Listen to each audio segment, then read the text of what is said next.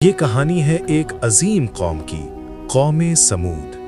یہ لوگ حضرت ہود علیہ السلام کے بعد آئے تھے اور عاد کے بعد دنیا میں سب سے طاقتور لوگ تھے۔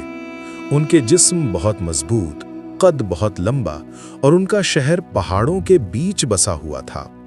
ان کے شہر کا نام تھا ہجر، جہاں وہ لوگ پہاڑوں کو کاٹ کر اپنے گھر بناتے تھے۔ یہ لوگ پتھر میں سے محل بنا لیتے تھے، ایسے محل جنہیں دیکھ کر انسان حیران رہ جائے۔ ان کے پاس سب کچھ تھا، دولت، زمین، پانی اور قدرتی حسن، لیکن افسوس وہ اللہ کو بھول گئے۔ ہماری طاقت سے بڑا کوئی نہیں۔ یہ شہر ہمیشہ امر رہے گا۔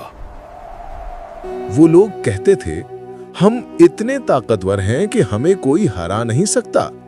ہم اپنے پتھر کے گھروں میں محفوظ ہیں، کون ہمیں مٹا سکتا ہے؟ انہوں نے اللہ کے بجائے بت یعنی مورتیاں بنا لیے جنہیں وہ خدا مانتے تھے۔ ہر جگہ پتھر کے بت اور ہر دل میں غمنڈ۔ پھر اللہ تعالیٰ نے اپنے نبی حضرت صالح علیہ السلام کو بھیجا۔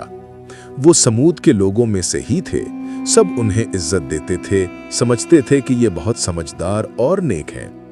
حضرت صالح علیہ السلام نے ان سے کہا، اے میری قوم کے لوگوں، صرف اللہ کی عبادت کرو، اس کے سوا کوئی خدا نہیں۔ انہوں نے کہا، صالح، تم تو ہمارے بیچ کے سمجھدار لوگ تھے، اب تم کہہ رہے ہو کہ ہم اپنے باپ دادا کے خداؤں کو چھوڑ دیں۔ حضرت صالح علیہ السلام نے کہا، میں تمہارا بھلا چاہتا ہوں، اللہ نے تمہیں سب کچھ دیا ہے، لیکن اگر تم شرک کرتے رہے تو عذاب آئے گا۔ انہوں نے ہنس کر کہا، صالح، اگر تم سچ کہتے ہو تو ہمیں کوئی نشانی دکھاؤ، کوئی معجزہ لاؤ۔ حضرت صالح علیہ السلام نے کہا، تم چاہتے ہو معجزہ؟ تو اللہ تمہیں ایک اونٹنی دے گا، لیکن یاد رکھنا اسے نقصان نہ پہنچانا۔ پھر ان کے سامنے ایک عجیب منظر ہوا۔ پہاڑ پھٹا اور اس میں سے ایک اونٹنی زندہ نکل آئی، ایک چمکدار روشنی میں۔ سب لوگ دیکھ کر خاموش ہو گئے۔ وہ اونٹنی نہ عام تھی نہ انسانی، اس کا جسم چمکتا تھا اور وہ اتنی بڑی تھی کہ سب لوگ اس کا دودھ پیتے اور پیٹ بھر جاتا۔ حضرت صالح علیہ السلام نے کہا، یہ اللہ کی اونٹنی ہے، اس کا ایک دن پانی پینے کا ہے اور ایک دن تمہارا، اسے تکلیف مت دینا ورنہ عذاب ضرور آئے گا۔ کچھ دن سب کچھ ٹھیک رہا۔ اونٹنی جب پانی پینے آتی تو اس دن سب لوگ اپنے جانوروں کو نہیں لاتے، اگلے دن ان کا دن ہوتا۔ لیکن دھیرے دھیرے ان کے دل میں جلن اور غصہ بھر گیا۔ انہیں نفرت ہونے لگی کہ کیوں ہمیشہ اس اونٹنی کا خیال رکھا جائے۔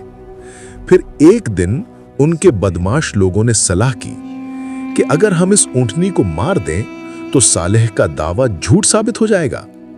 ان کا لیڈر تھا کدار ابن سالف، سب سے زیادہ شیطان انسان۔ اس نے اپنے کچھ ساتھی جمع کیے اور جب اونٹنی پانی پینے گئی تو اسے تیر مار کر گرا دیا، پھر قتل کر دیا۔ حضرت صالح علیہ السلام نے دیکھا تو ان کی آنکھوں میں آنسو آ گئے۔ انہوں نے کہا، تم نے اللہ کی نشانی کو مار دیا، اب صرف 3 دن بچے ہیں، تم مزے لو، پھر عذاب ضرور آئے گا۔ انہوں نے ہنس کر کہا، صالح، اگر عذاب لانا ہے تو لے آؤ۔ 3 دن کا وقت، پھر معجزہ ہوا، ان کے چہرے کا رنگ بدل گیا۔ پہلے دن پیلا، دوسرے دن لال، تیسرے دن کالا ہو گیا۔ ہر دن وہ اور زیادہ خوف میں آتے گئے، مگر اب وقت نکل چکا تھا۔ حضرت صالح علیہ السلام اپنے کچھ مومن ساتھیوں کے ساتھ شہر چھوڑ کر چلے گئے۔ وہ پہاڑوں کے پار چلے گئے۔ تیسرے دن رات کو سب لوگ سوئے ہوئے تھے کہ زمین کانپ اٹھی۔ پھر ایک زور کا دھماکہ، ایک کرخت آواز، سب لوگ گر گئے اور ان کی روح نکل گئی۔ اے اللہ کے نبی!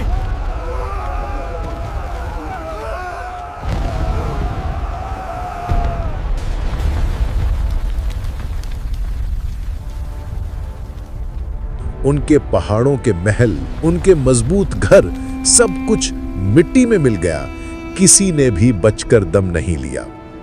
सुबह जब धूल बैठ गई तो शहर में सिर्फ सन्नाटा था।